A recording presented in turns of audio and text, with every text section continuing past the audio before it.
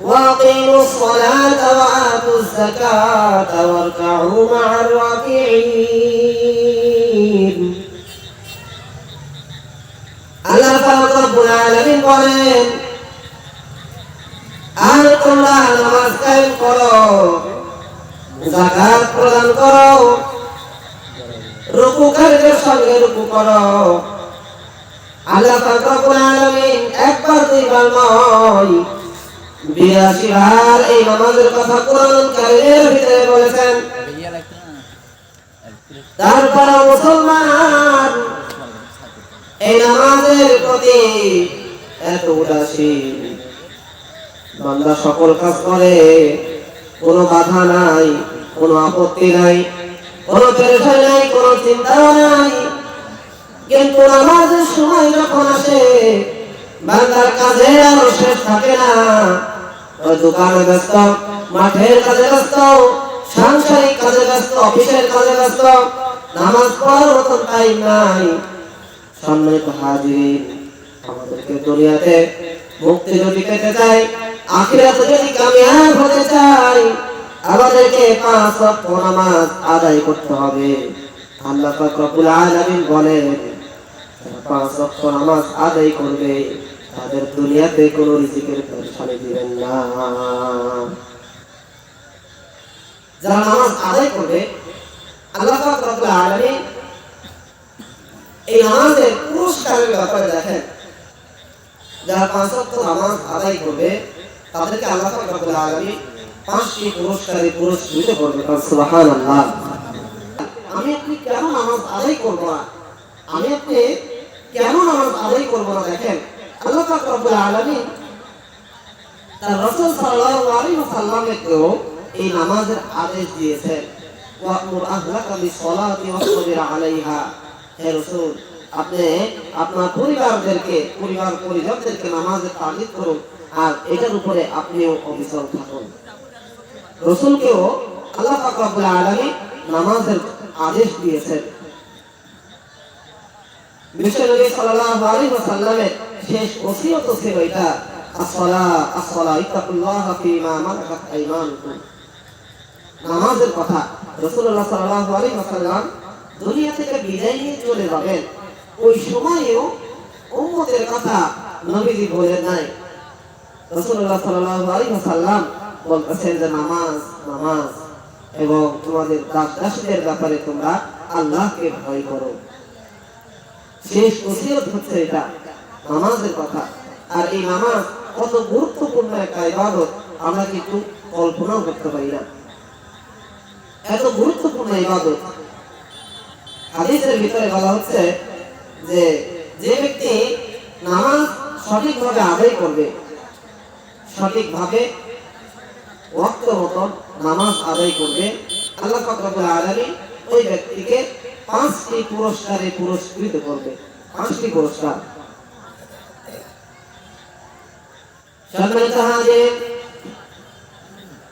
দুনিয়ার জমিনে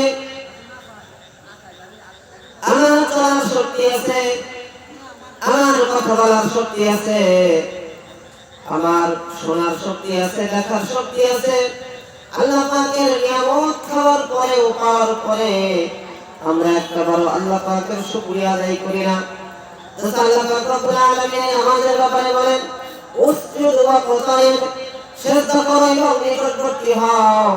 দুনিয়ার মধ্যে যত বড় মুহাদ্দিস মুফতি হোক না কেন, যত বড় পীর সাহেব হোক না কেন, যত বড় আল্লাহওয়ালা হোক না কেন, নামাজ ব্যতীত কেউ কখনোই কিন্তু বড় আল্লাহওয়ালা হতে পারবে না।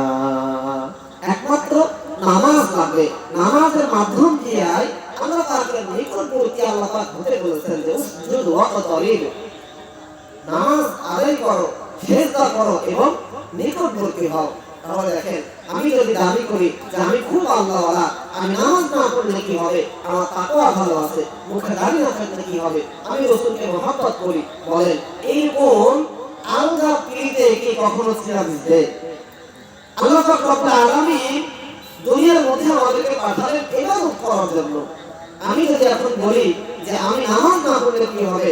আমার দিনটা পরিষ্কার, তাহলে বলেন এই কথাটা কি হলো? নামাজ না পড়ি কি হবে?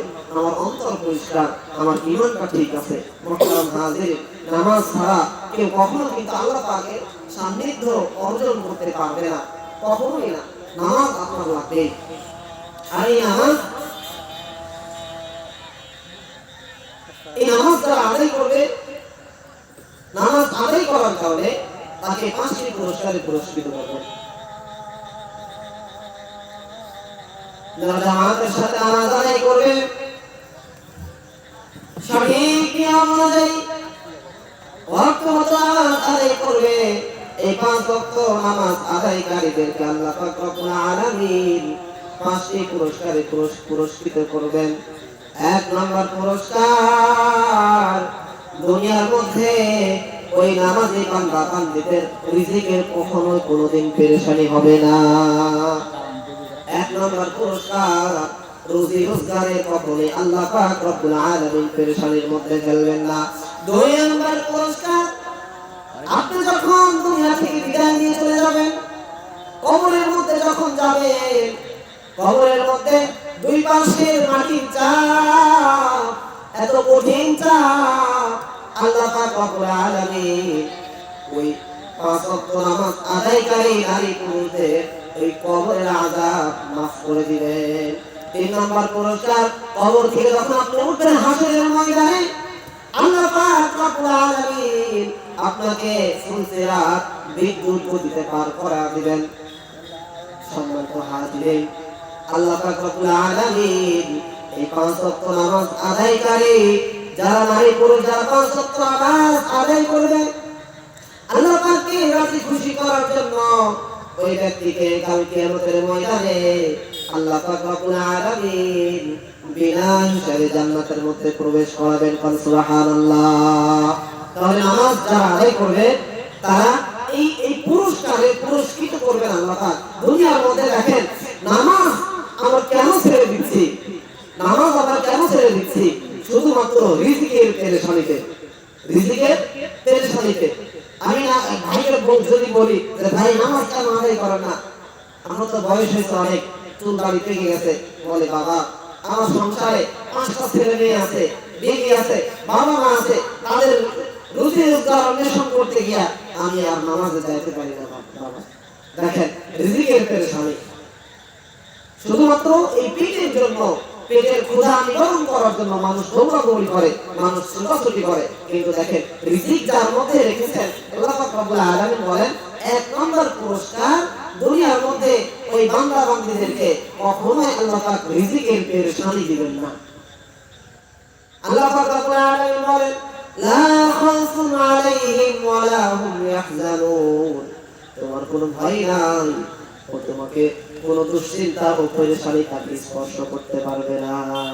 তাহলে যারা 5 ওয়াক্ত নামাজি হবে তাদেরকে আল্লাহ পাক রব্বুল আলামিন এই পুরস্কারের মধ্যে সবচাইতে দেখেন, কিয়ামতের ময়দানে যখন আপনি উঠবেন, আপনার আমলনামাটা ডান হাতে দেওয়া হবে, ফুলসিরাত বিদ্যুৎ গতিতে পার করে দেওয়া হবে, এরপরে আপনাকে বিনা হিসাবে জান্নাতের মধ্যে প্রবেশ করা দেওয়া হবে। এর চাইতে বড় নিয়ামত আপনারা কি চান? আপনি নামাজ আদায় কেন করেন না?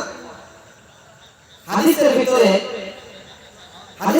রাসূলুল্লাহ সাল্লাল্লাহু আলাইহি ওয়াসাল্লাম যে সকল হাদিস বর্ণনা করে গেছেন, তার মধ্যে আমার তেলাওয়াত করা হাদিস, وقال رسول الله صلى الله عليه وسلم الصلاة عماد الدين من أقامها فقد أقام الدين ومن هدمها فقد هدم الدين। হাদিসের ভিতরে রাসূল সাল্লাল্লাহু আলাইহি ওয়াসাল্লাম বলেন যে নামাজ ধর্মের খুঁটি। কি খুঁটি? নামাজ ধর্মের খুঁটি। ইসলামের মূল 5টি রুকুন রয়েছে। ইসলামের রুকুন কয়টি? 5টি। এর মধ্যে 1 নম্বর হচ্ছে কালেমা, 2 নম্বর নামাজ, 3 নম্বর রোজা, 4 নম্বর যাকাত এবং 5 নম্বর হজ। এই 5টি হচ্ছে ইসলামের রুকুন। এর মধ্যে সর্বপ্রথম কালেমা, ঈমান গ্রহণ করা, লা ইলাহা ইল্লাল্লাহ মুহাম্মাদুর রাসূলুল্লাহ, এটা মুখে স্বীকৃতি করা, অন্তরে বিশ্বাস করা, আর এটা কাজে পরিণত করে দেখানো। এরপরে যে বিষয়টা আসছে সেটা হচ্ছে নামাজ। এর পরের বিষয়টা কি? নামাজ। রাসূল সাল্লাল্লাহু আলাইহি ওয়াসাল্লাম বলেন যে নামাজ হচ্ছে এই ধর্মের খুঁটি, যে নামাজকে বিনষ্ট করলো সে এই ধর্মের খুঁটিকে, একটা খুঁটিকে বিনষ্ট করে ফেললো।